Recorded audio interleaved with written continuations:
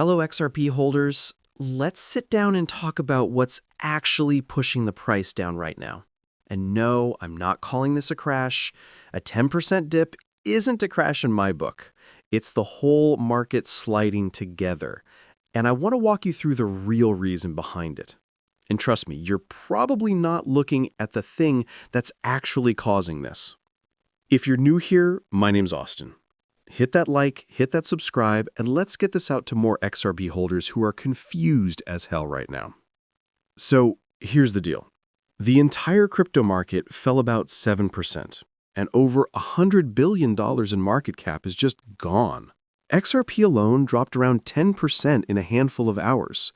Bitcoin, altcoins, stocks, everything is red. You've seen it. Dow down, NASDAQ down, S&P down. It's not just crypto bleeding. Now here's the twist. The culprit isn't some crypto drama or anything happening inside the XRP ecosystem. It's the Bank of Japan. Yeah, I know. Sounds random. But this is where things get interesting. Right now, the market is pricing in a 76% chance that Japan will raise interest rates on December 19th. Their two-year yield just hit 1.84%, the highest level since 2008. And that tiny little number, it has the global markets freaking out. Why? Because for over 20 years, Japan basically handed the world free money, 0% rates. Traders and institutions would borrow trillions in Japanese yen, flip it into US dollars, and pour it into riskier assets like tech stocks and crypto. This was called the yen carry trade. It was like borrowing money with no cost and throwing it into fun investments. Well, that trade is dying. Right now. In real time. When that unwinds, everyone who is borrowing cheap yen has to pull their money out of risky assets fast. Force deleveraging. Everything gets sold. Stocks, Bitcoin, altcoins, you name it. Crypto isn't the target. Crypto is the collateral damage. That's why XRP is dropping. That's why Bitcoin is dropping. And no, this has nothing to do with fundamentals. Zero.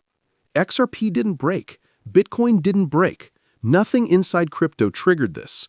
It's just a massive wave of macro panic rolling across the global markets. And crypto got hit in the crossfire. We've seen this kind of thing before. And honestly, crypto usually bounces back even harder after the storm passes. But here's the part nobody wants to hear. This isn't ending tomorrow. We've got to see what happens on December 19th when Japan actually makes its decision.